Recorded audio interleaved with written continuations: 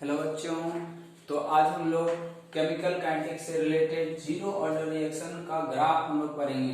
पिछले लेक्चर में हम लोग जीरो ऑर्डर रिएक्शन का इंटीग्रेटेड रेट लॉ समझ चुके थे, उसका हाफ लाइफ समझ चुके थे, ठीक है, अल्फा के बारे में समझ चुके थे, डिग्री ऑफ डिसोसिएशन के बारे में समझ चुके थे। आज हम लोग उसी सब का ग्राफ बनाएंगे, ठीक है। तो जीरो ऑर्डर रिएक्शन से किस किस तरह का ग्राफ आ सकता है, या ये जो जीरो ऑर्डर रिएक्शन का जो ग्राफ होगा ना, इसी ग्राफ का यूज हम ऑर्डर निकालने के लिए करते हैं। तो हम यहाँ पे इसको वापस मेंशन भी कर दे रहे हैं कि that is use to determine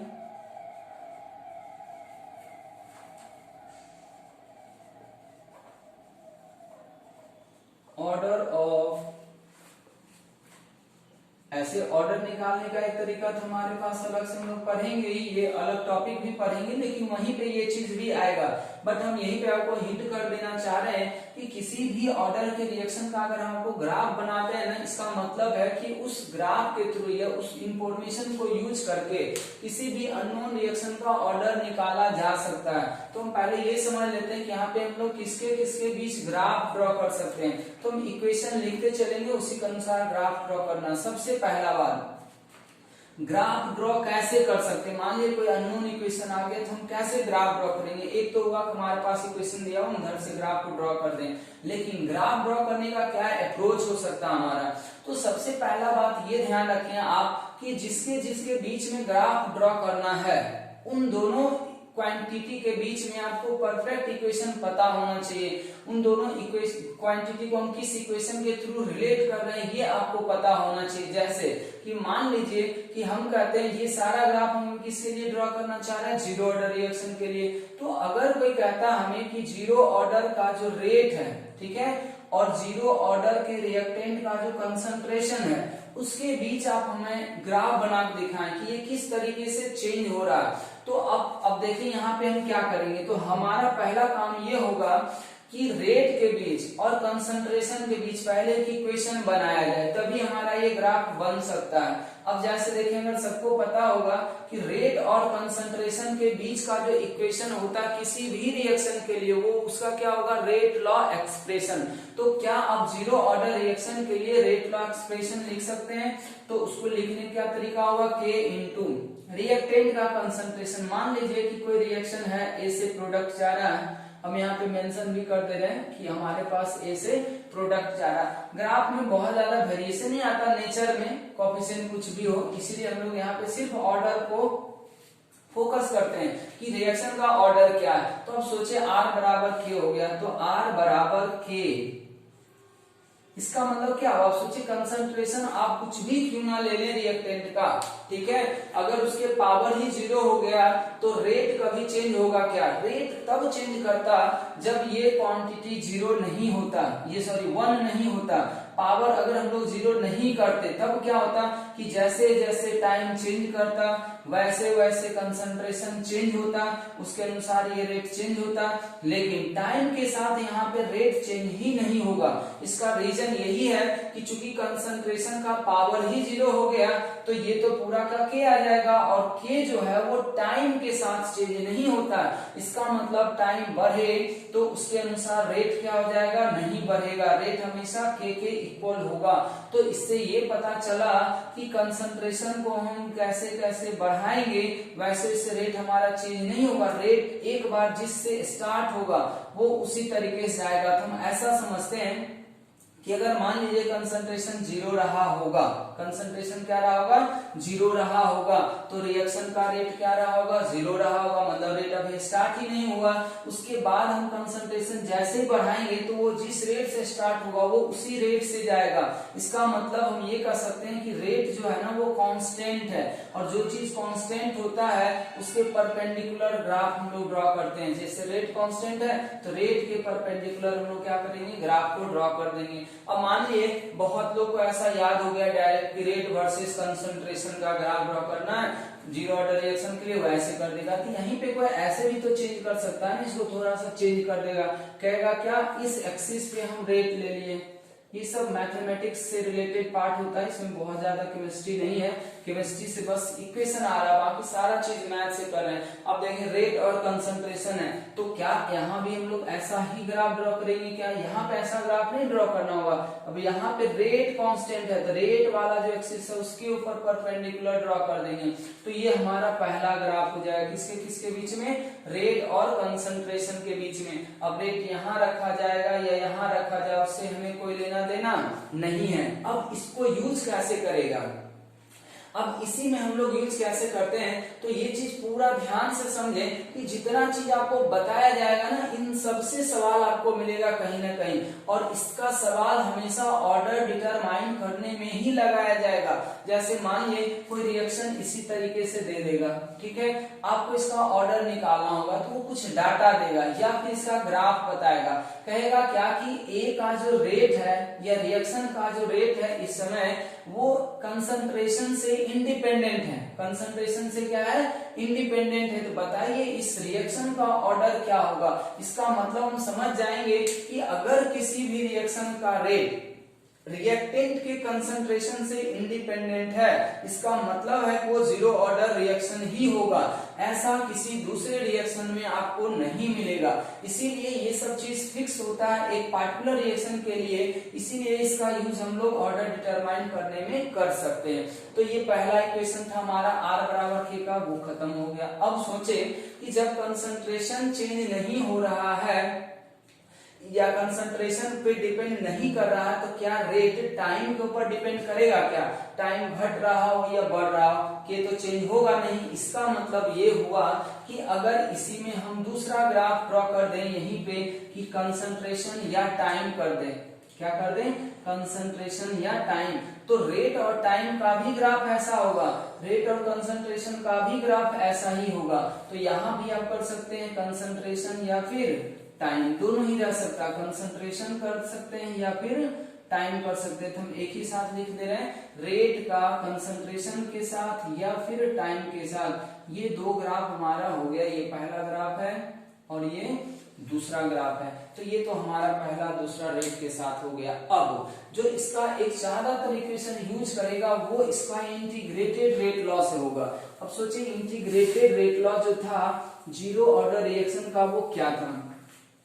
तो पहले हम इक्वेशन लिखते हैं। जैसे मान लीजिए कि एक ऐसा आपसे ग्राफ पूछ रहा, एक ऐसा ग्राफ पूछ रहा। देखिए ग्राफ जब भी हम निकालते हैं किसी वेरिएबल क्वांटिटी के बीच में निकालते हैं, पहले हम इसका इक्वेशन समझ लेते हैं। अब बताइए इंटीग्रेटेड रेट लो हमारे पास क्या था? 80।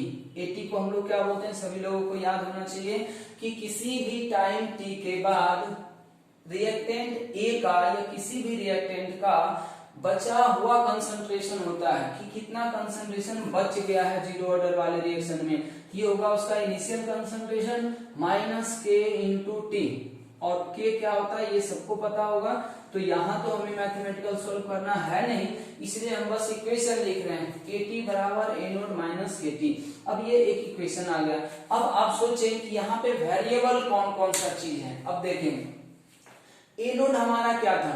ए नोड था इनिशियल कंसंट्रेशन। इनिशियल कंसंट्रेशन कहने का मतलब ये हुआ कि एक बार जो हम लोग स्टार्टिंग में मटेरियल लेते हैं उसको हम लोग इनिशियल बोलते हैं। तो एक बार आप जितना ले लें, मान लें कोई रिएक्शन करा रहा है ए से बी में, तो ए से बी के लिए हम लोग क्या कर सकते हैं? ए का कुछ अमाउंट लेंगे, तो ए का मान लीजिए कुछ भी अमाउंट अगर हम लोग ले रहे हैं 10 मोल ले लिए, तो 10 मोल तो एक बार फिक्स हो चुका ना। अब इनिशियली हम लोग बदलेंगे तो बदल जाएगा, लेकिन एक पार्टिकुलर रिएक्शन के लिए ये वाला जो क्वांटिटी है वो फिक्स होगा, ये क्वांटिटी क्या हो जाएगा? फिक्स्ड हो जाएगा। अब बताएं के जो है क्या एक फिक्स्ड रिएक्शन के लिए के चेंज होता है क्या? नहीं होता, तो ये भी फिक्स्ड हो जाएगा। अब वेरिएबल कौन होगा? कितना तो सबको पता है कि टाइम कभी रुकने वाला है नहीं, तो टाइम हमारे लिए क्या हो गया? वेरिएबल हो गया। अब बताएं कि अगर टाइम वेरिएबल हो गया तो ये जो 80 है 80 वेरिएबल होगा या कांस्टेंट होगा? तो ये भी वेरिएबल होगा। क्यों है वो वेरिएबल? क्योंकि ये रिएक्टेंट का हर एक टाइम पे बचा हुआ कंसंट्रेशन है। तो जैसे जैसे टाइम चेंज हो रहा होगा रिएक्टेंट तो लगातार क्या हो रहा होगा? घट रहा होगा। तो हर एक फ्रैक्शन ऑफ सेकेंड में रिएक्टेंट का अमाउंट क्या हो जा रहा होगा? चेंज हो रहा होगा। और किसके साथ चेंज हो रहा है? टाइम के साथ हो रहा। इसीलिए इसको हम लोग क्या बोल रहे हैं? वेरिएबल। तो कोई भी ग्राफ बनाने से पहले आपको ये समझ लेना होगा कि उस इक्वेशन में जिसका हम ग्राफ बनाने जा रहे हैं वो कौन कौन सा क्वांटिटी वेरिएबल है, कौन कौन सा क्वांटिटी फिक्स है। तो ग्राफ हमेशा वेरिएबल क्वांटिटी के बीच में ही ड्रॉ किया जाएगा। इसीलिए आप अगर कहीं भी ग्राफ देखेंगे तो इसमें आपको ऐसा ही लिखा हुआ रहेगा कि ग्राफ बताइए जीरो ऑर्डर रिएक्शन का किसके किसके बीच, एटी के बीच में और टाइम के बीच में, एटी के बीच में और टाइम के बीच में, क्योंकि ये जैसे जैसे चेंज होगा वैसे वैसे ये भी चेंज होगा। अब समझना एटी है क्या। अब मान लिया कभी कभी एटी नहीं देके ये आपको ये भी लिख सकता है कि रिएक्टेंट का बचा हुआ अमाउंट के और टाइम के बीच में ग्राफ ड्रॉ करें। अब सोचें कि ये जो इक्वेशन है वो किस तरीके का है, तो हम इसको थोड़ा सा और अभी रीअरेंज करेंगे। अब बताएं 80 वाले को हम कहां पे रखें, वाई एक्सिस पे। मैथ वाले क्वेश्चन से हम कंपेयर करना चाहते हैं, ठीक है। तो इसको हम थोड़ा सा और अभी ऐसा लिखना चाहिए 80 बराबर, इसको हम लोग लिख देते हैं माइनस के into T plus A not. ऐसा हम बस एक कंपेरिजन के लिए कर रहे हैं। अब यहां से देखें अगर आप, तो यहां से आपको ये दिखेगा कि ये वाला जो 80 था इसको हम लोग कहां पे प्लॉट करना चाह रहे हैं, वाई एक्सिस पे।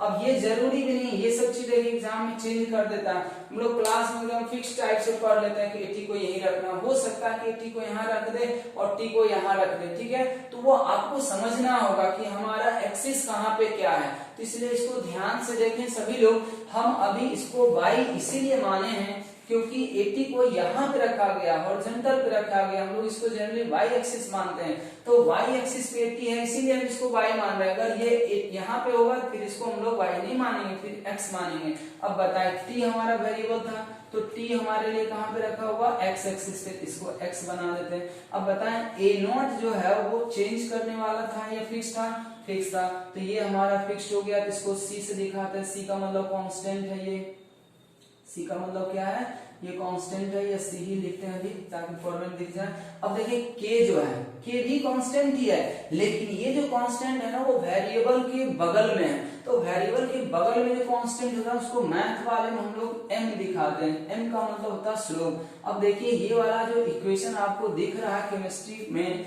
अगर इसी को मैथ के फॉर्मेट में समझने की कोशिश करें तो इसको कोई बोलेगा क्या कि y equals to mx plus c का ग्राफ है और जो एक स्ट्रेट लाइन कहलाता है। ये क्या होगा, स्ट्रेट लाइन, ठीक है। ये स्ट्रेट लाइन इक्वेशन होता है। इसका ग्राफ अगर किसी को पता हो तो हम बना सकते हैं। अब ध्यान से देखिए इसका जो स्लोप है वो हमारे लिए इंपॉर्टेंट है। इस ग्राफ का जो स्लोप होगा वो क्या हमको दे देगा, रेट कांस्टेंट का वैल्यू दे देगा।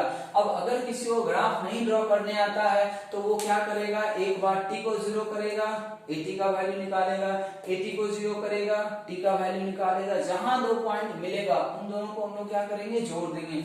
ऐसा है, हमें ऐसा लग रहा है चूंकि ये नेगेटिव स्लोप है तो नेगेटिव स्लोप का लाइन हमेशा ऐसा आएगा, नेगेटिव स्लोप का लाइन हमेशा ऐसा आएगा।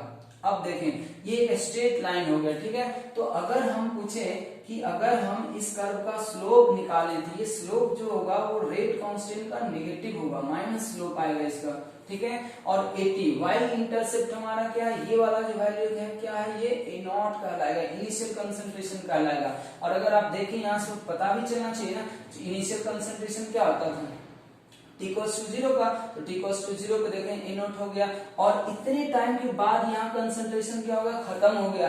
तो अगर कोई पूछे कि ये वाला जो टाइम है इस टाइम का नाम क्या दिया जाएगा, तो क्या हम इस टाइम को TLT बोल सकते हैं क्या, TLT का मतलब क्या होता है, लाइफ टाइम। ये वाला जो टाइम है वो लाइफ टाइम है क्योंकि यहाँ पे कंसंट्रेशन क्या हो रहा है, 0 हो रहा है। आप इसका वैल्यू भी अगर निकालेंगे तो इसका कोऑर्डिनेट कितना आएगा, चूंकि हमें याद भी था कि ये ए नॉट अपॉन के आता है, ये वाला वैल्यू कितना जाएगा, ए नॉट अपॉन के आएगा। अब देखिए इस ग्राफ को कैसे यूज करेगा।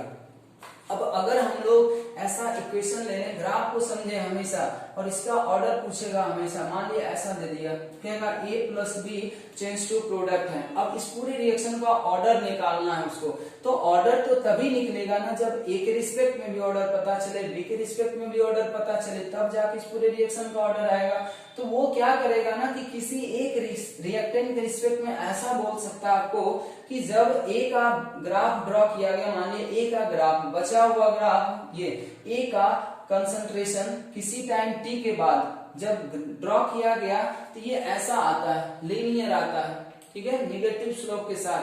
तो जैसे इतना बोला ना कि concentration of A versus time का जो ग्राफ है रिएक्टेंट ए के लिए वो लीनियर आ रहा है, इसका मतलब समझ में आ गया कि ए जो है वो जीरो ऑर्डर रिएक्शन को फॉलो कर रहा है।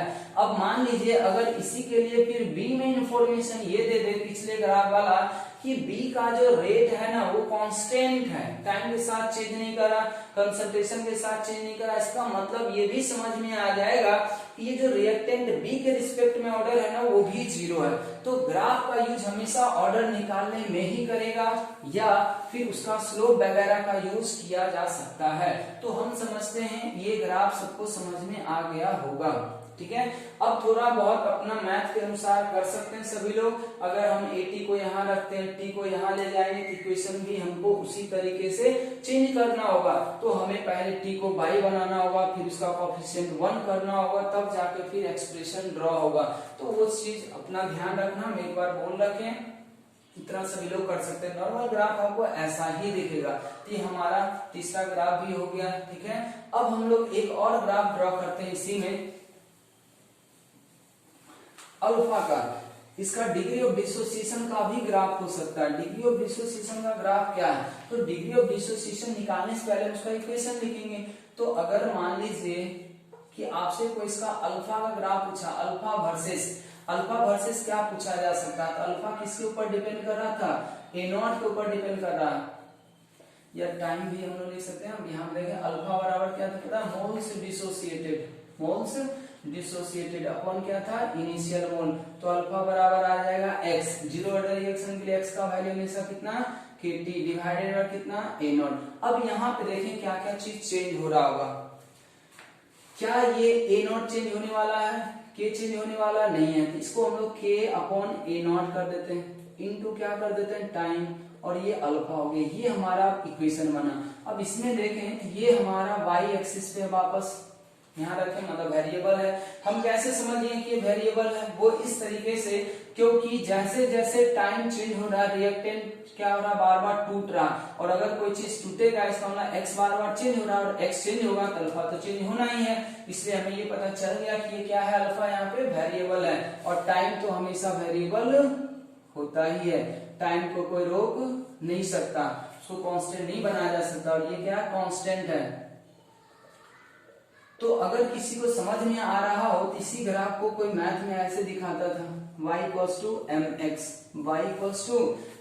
की वेरिएबल के बगल में अगर कोई कांस्टेंट हो जाए उसको हम लोग क्या बोलते हैं? स्लोप बोलते हैं। और ये भी स्ट्रेट लाइन होता है, ये भी क्या है? स्ट्रेट लाइन है, लेकिन ये इंटरसेप्ट जीरो है इसका, इसलिए ये ओरिजिन से पास करता हुआ जाएगा। अब इसमें एक चीज और समझना होगा कि मान लीजिए टाइम है, तो ऐसा लग रहा हमें कि जैसे जैसे टाइम बढ़ता जाएगा अल्फा का वैल्यू क्या जाएगा? लगातार बढ़ता बढ़ता बढ़ता कहां तक जाएगा, ठीक है।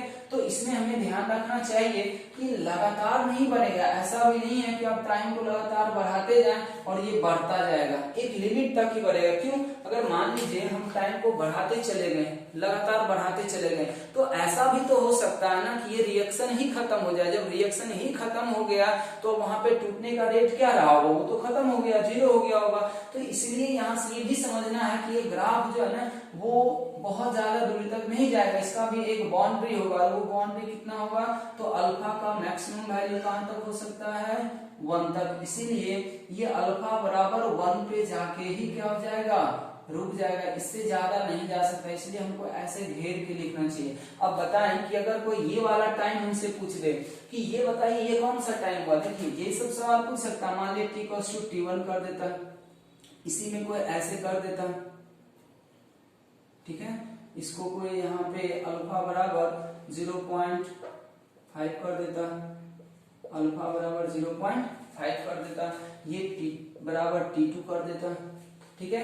तो सवाल बहुत तरीके से पूछा जा सकता है। इस तरीके से मान लें हम ऐसा ग्राफ दे देता है, बताइए t1 t2 किस चीज को रिप्रेजेंट कर रहा है, या कोई और टाइम दे देता। तो अब समझे कि जब t1 बराबर ये है तो ये वाला जो टाइम होगा इसको हम लोग क्या बोल सकते हैं? अब यहाँ पे देखें t1 बराबर T बराबर T1 बराबर अल्फा कितना हो गया 1 हो गया, मतलब मैक्सिमम हो गया अल्फा का वैल्यू। और अल्फा का वैल्यू मैक्सिमम कब होगा, अब यहाँ सोचे कि अल्फा बराबर 1 कब होगा, जब x का वैल्यू भी क्या रहा होगा a0 ही रहा होगा।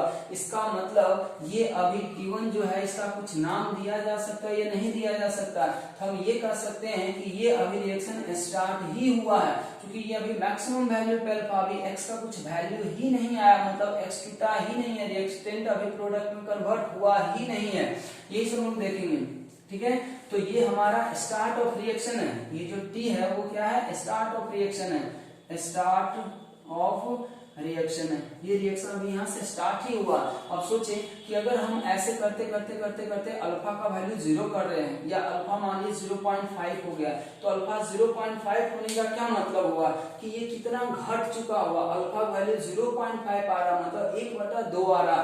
सोचे अल्फा का वैल्यू 1/2 अगर रखते हैं तो एक्स का वैल्यू कितना हो जाएगा, तो अब यहाँ से सॉल्व करके देख सकते हैं, x बराबर a0 और अल्फा का वैल्यू 1/2, तो 1/2 x अपॉन a0, तो x बराबर कितना हो गया a0/2 हो गया। अब सोचिए x बराबर a0/2 हो गया, इसका मतलब है कि जितना हम लोग लिए थे उसका आधा खत्म हो चुका है। अब जब आधा खत्म हो चुका है तो जो आधा खत्म होता है जितने टाइम में, उस टाइम को हम लोग क्या बोलते थे, उसका हाफ लाइफ बोलते थे। इसका मतलब ये इसका क्या हो जाएगा, हाफ लाइफ हो जाएगा, इसका क्या हो जाएगा, हाफ लाइफ हो जाएगा। और अगर मान लीजिए कोई इस टाइम को कैलकुलेट करना चाहे, धीरे धीरे अल्फा देखिए क्या हो रहा, घटते जा रहा, घटते, जैसे जैसे टाइम बढ़ेगा, जैसे जैसे टाइम हम लोग बढ़ाते जा रहे थे, अल्फा धीरे धीरे क्या हो जाएगा, घटता जाएगा, घटता जाएगा, घटता जाएगा, और घटते घटते क्या हो जाएगा, ये 0 हो जाएगा, तो ये एक समय क्या आ जाएगा, हाफ लाइफ आ जाएगा। तो इस तरीके से भी सवाल हमसे पूछा जा सकता है, ठीक है। ये सभी लोग ध्यान रखें, ठीक है, इस तरीके का भी सवाल हमारे पास आ सकता है। अब हम लोग इसका आते हैं एक और ग्राफ, एक और ग्राफ क्या हो सकता है, आपको ये भी तो पूछ सकता है। अब जैसे देखिए AT बराबर a0 माइनस KT से ये पता चल रहा है कि जीरो ऑर्डर रिएक्शन का जो रिएक्टेंट है, रिएक्टेंट का कंसंट्रेशन जो है वो टाइम के साथ लीनियरली चेंज कर रहा है, मतलब लीनियरली घट रहा है। तो ये भी ध्यान रखें कि अगर किसी रिएक्शन में रिएक्टेंट जिस पैटर्न से घटेगा, मेरे बात पे गौर करें, किसी भी रिएक्शन के अंदर रिएक्टेंट जिस पैटर्न से घटेगा उस रिएक्शन का प्रोडक्ट उसी पैटर्न से बढ़ेगा। मतलब हम ये कहना चाह रहे हैं कि अगर जीरो ऑर्डर रिएक्शन की आप बात करें तो रिएक्टेंट का जो कंसंट्रेशन है वो लीनियरली क्या कर रहा है, घट रहा है, तो प्रोडक्ट का जो कंसंट्रेशन होगा वो लीनियरली क्या होगा, बढ़ेगा। तो इसलिए हमारा एक और ग्राफ यहाँ पे हो सकता है कि प्रोडक्ट का कंसंट्रेशन टाइम के साथ चेंज हो रहा है, और प्रोडक्ट का कंसंट्रेशन जो था वो x से आता था। तो कोई ऐसे भी एक आपसे ग्राफ पूछ सकता है जीरो ऑर्डर रिएक्शन में कि प्रोडक्ट का कंसंट्रेशन जो है, जिसको हम लोग x बोल सकते हैं, प्रोडक्ट का कंसंट्रेशन और टाइम। अब x का वैल्यू क्या हो सकता है, 2x हो जाए, 3x हो जाए, 5x हो जाए, लेकिन x ही आएगा। तो अगर हम x बराबर बात करें तो ये क्या हो रहा था, KT। अब देखिए ये वाला जो है वो प्रोडक्ट का कंसंट्रेशन मान रहा है, इसको हम y एक्सिस पे ले जाएंगे, ये क्या है, T है, तो ये x एक्सिस पे, और ये m, तो इसका भी देखिए क्या y = mx का ही ग्राफ आ रहा। अब ये ग्राफ जो है वो ऐसे चला जाएगा, ये ग्राफ क्या है, इस तरीके से जाएगा। अब इसमें क्या है कि ये भी ध्यान रखें, ऐसा भी नहीं टाइम हम बढ़ाते चले जाएंगे, जीरो ऑर्डर में हमेशा ध्यान रखें, क्योंकि ये कंप्लीट होता है रिएक्शन, इसलिए ऐसा भी नहीं है कि लगातार एकदम बढ़ाते चले जाएंगे तो ये बढ़ता चला जाएगा। इसका भी तो लिमिट होगा ना। मान लीजिए रिएक्शन खत्म हो गया, तब क्या टाइम बढ़ाते जाएंगे, प्रोडक्ट बढ़ता जाएगा, क्या नहीं बढ़ता जाएगा, मतलब ये लाइफ टाइम तक ही बढ़ सकता है, ठीक है। उसके बाद जो टाइम होगा उससे प्रोडक्ट का इंक्रीमेंट क्या हो जाएगा, 0 हो जाएगा। तो ये सब बात ध्यान रखें, छोटी छोटी बातें जीरो ऑर्डर रिएक्शन के लिए। तो ये मोस्ट इसका इंपॉर्टेंट ग्राफ होता है, इसको यूज करके हम जीरो ऑर्डर रिएक्शन का, ये जीरो ऑर्डर रिएक्शन के क्वेश्चन को सॉल्व कर सकते हैं। अगर इंफॉर्मेशन दिया हुआ तो उसका हम ऑर्डर भी बता सकते हैं, किसी रिएक्टेंट के रिस्पेक्ट में क्या हो रहा होगा। ये ग्राफ सभी के दिमाग में होना चाहिए, और ग्राफ से क्या क्या चीज पता चल रहा है ये सब बात भी याद होना चाहिए। ये हमारा कुछ इसका इंपॉर्टेंट ग्राफ था। अब हम आपको दो तीन इंपॉर्टेंट रिएक्शन बता रहे हैं जीरो ऑर्डर रिएक्शन का। ये एनसीईआरटी में दिया हुआ है, इसलिए इसको याद भी रख सकते हैं आप, क्योंकि जो एनसीईआरटी में दे दिया जाता है वो बहुत इंपॉर्टेंट माना जाता है। और वो हो सकता है कि आपके क्वेश्चन में मेंशन ना करे कि इसका ऑर्डर जीरो है, इसीलिए इन सब चीजों को याद रख सकते हैं। तो हम यहाँ पे नेक्स्ट टॉपिक दे रहे हैं some important zero order reaction. Some important zero order reaction, जैसे मान लीजिए पहला एग्जांपल है वो है फोटोकेमिकल रिएक्शन।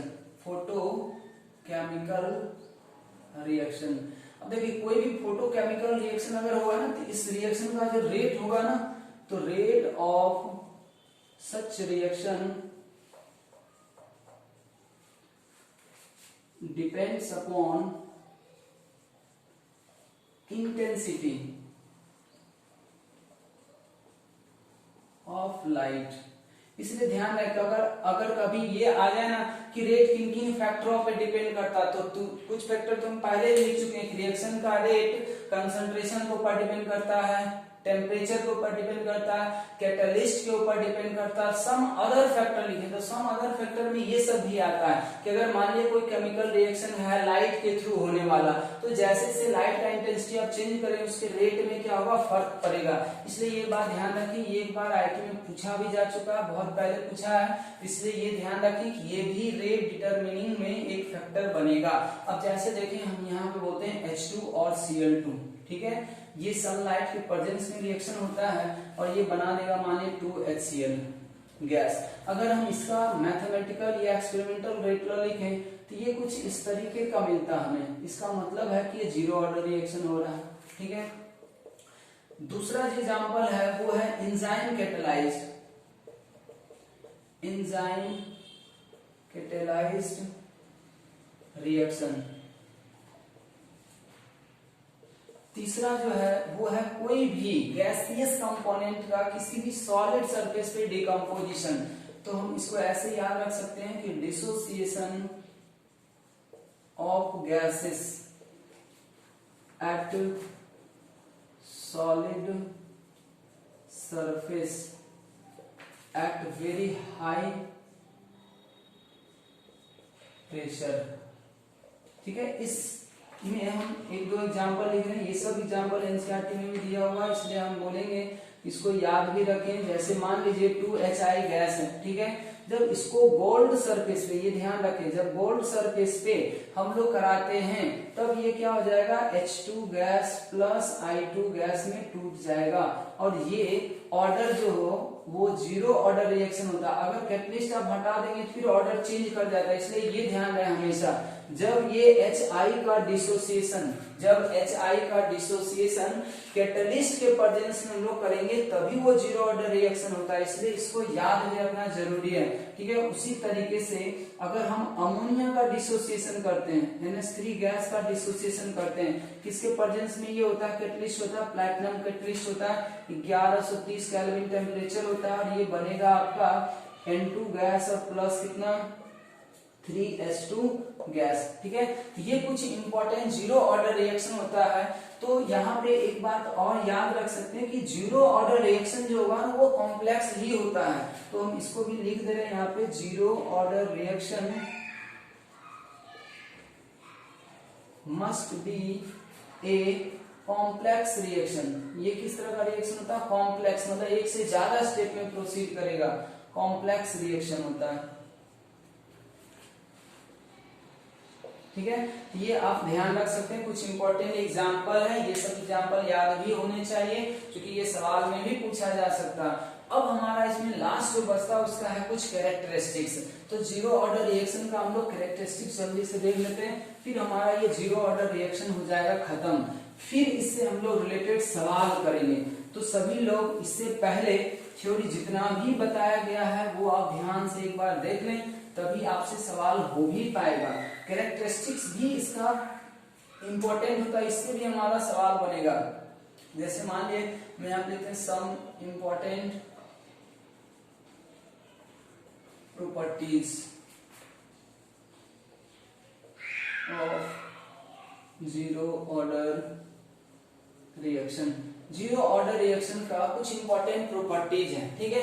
और ये सारा सवाल बनाने में हम लोग यूज करते हैं। जैसा कि मान लीजिए पहला अगर हम लोग लिखें, इसमें हम लोग ये लिखते हैं कि equal percentage of reactant complete in equal time interval. अब ये सब प्रॉपर्टी बस याद रखें, जब हम लोग सवाल करेंगे ना तब वहां पे आपको समझाएंगे कि कैसे इस प्रॉपर्टी को हम यूज कर सकते हैं सवाल बनाने में, ठीक है। दूसरा जो होगा हम ये कह सकते हैं कि अमाउंट ऑफ, ये तो बहुत इंपॉर्टेंट है, इस तरीके का प्रॉपर्टी से हम लोग सवाल बना सकते हैं, आराम से ऑर्डर निकाल सकते हैं। Amount of reactant left after equal time interval,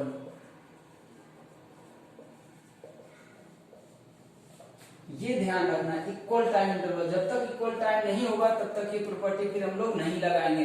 तो अमाउंट का मतलब concentration, actually concentration of reactant left after equal time interval form A AP series, arithmetic progression, AP series.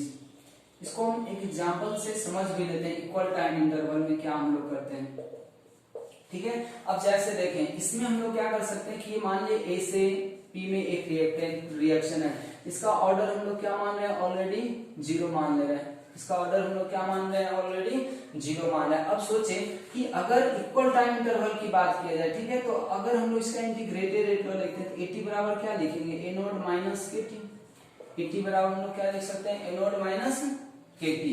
अब ये है इंटीग्रेटेड रेट लॉ। अब जैसे देखें, अगर कोई कहता है एटी का वैल्यू बताना आपको, रिएक्टेंट का बचा हुआ कंसंट्रेट, इस टी का वैल्यू बताना, अब टी टाइम के बाद इतना होगा, ठीक है। अगर कोई कहता है 2t पे बताइए, ये कितना है, आफ्टर t सेकेंड, इतना हो गया। अगर हम लिखें 80 का वैल्यू 2t के बाद आफ्टर 2t सेकेंड, ठीक है, 2t सेकेंड के बाद आप क्या लिखेंगे, तो ए नोट माइनस 2 kt।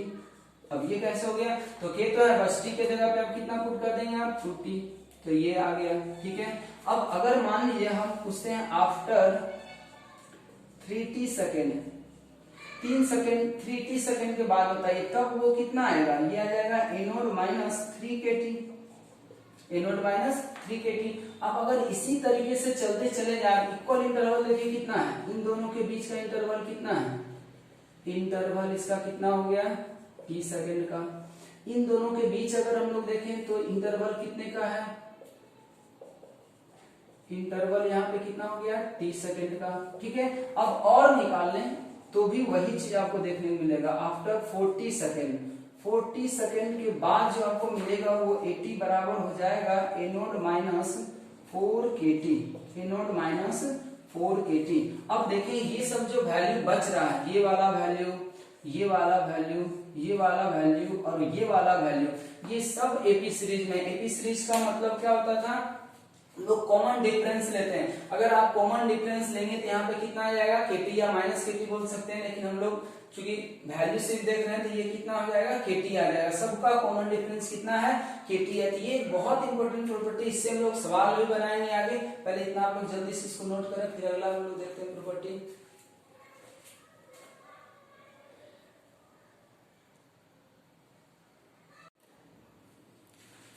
चलें, इसको इतना हो गया सभी लोगों का।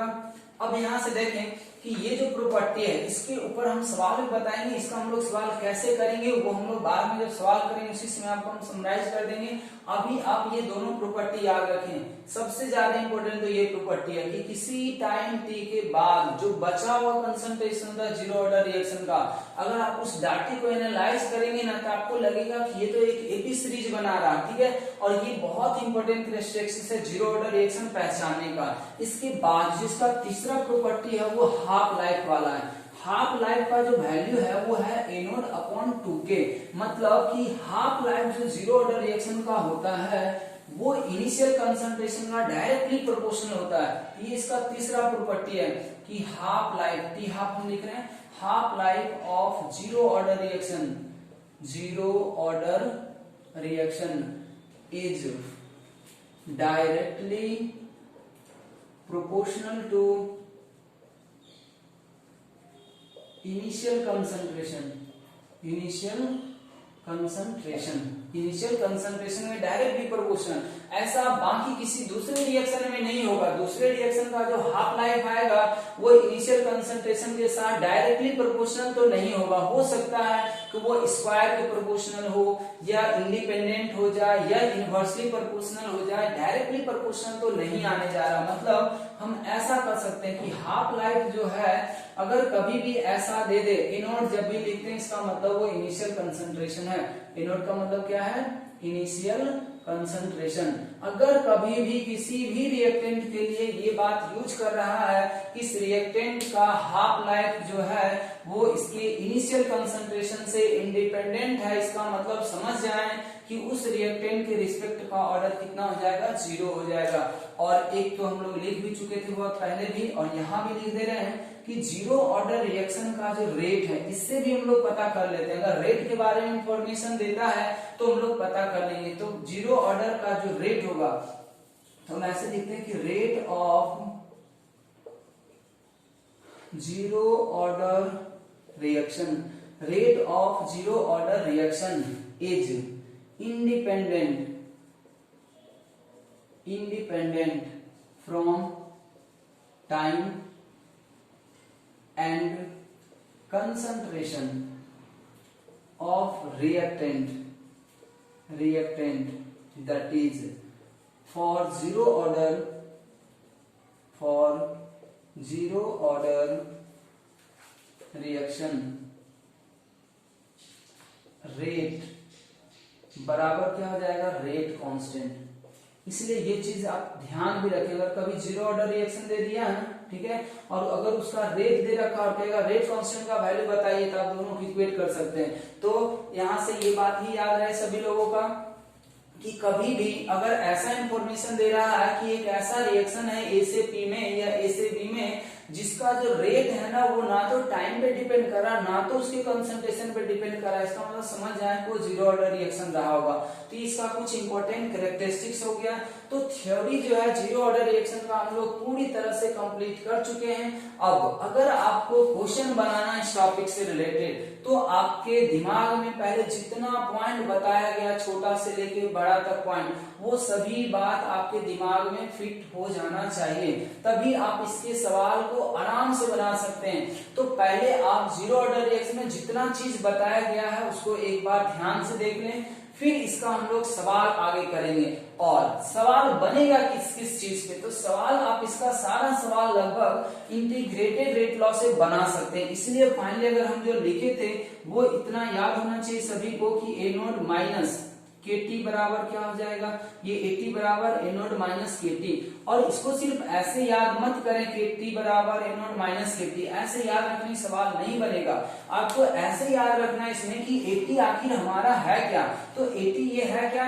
तो किसी भी रिएक्टेंट का जिसका ऑर्डर जीरो है और पूरे रिएक्शन का भी ऑर्डर जीरो होना चाहिए, उसके बचे हुए कंसंट्रेशन का वैल्यू है। तो किसी भी जीरो ऑर्डर रिएक्शन का जो किसी टाइम टी के बाद बचा हुआ कंसंट्रेशन होता है वो कितना होता है? तो आप ऐसे याद रखें कि वो इनिशियल कंसंट्रेशन में केटी से मल्टीप्लाई, ये केटी को हम लोग क्या करेंगे? माइनस करेंगे। लेकिन ये जो केटी होना चाहिए वो किसका होना चाहिए? रिएक्टेंट का होना चाहिए। और रिएक्टेंट का हम लोग कैसे निकालने बताए गए थे?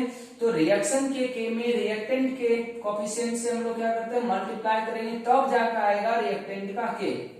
दूसरा इसका हाफ लाइफ होगा, हाफ लाइफ भी होगा ए नोट अपॉन 2k, ए नोट अपॉन 2k। यहाँ भी 2k में जो k है वो रिएक्टेंट का होता है। ए नोट क्या होगा हमारा? इनिशियल कंसंट्रेशन होगा। तो सवाल तो आप इतना से ही बना सकते, बहुत याद रखना चाहते तो आप अल्फा याद रखें। एक x बराबर क्या था? के टी। अब देखें x बराबर के टी अगर आप याद रखते हैं तो हमारा बहुत जल्दी सारा चीज निकल जाएगा। रिएक्टेंट का बचा हुआ कंसंट्रेशन क्या होगा वो निकाल लेंगे, प्रोडक्ट कितना बना वो निकाल सकते हैं, ठीक है। अल्फा का वैल्यू कितना था? के टी अपॉन ये सॉरी हाँ KT upon A not, KT upon A not. तो मैथमेटिकली अगर देखें तो जीरो ऑर्डर रिएक्शन में मात्र ये 4 इक्वेशन है, लेकिन ये चारों इक्वेशन को हम कैसे कैसे यूज करते हैं। सोच रहे हैं कि जीरो, एक और हम लिख सकते हैं यहाँ पे R बराबर के, ये भी तो हो सकता है R बराबर के, रेट भी तो पूछ सकता है ना। तो अगर के निकल जाएगा तो वही उसका रेट भी हो जाएगा।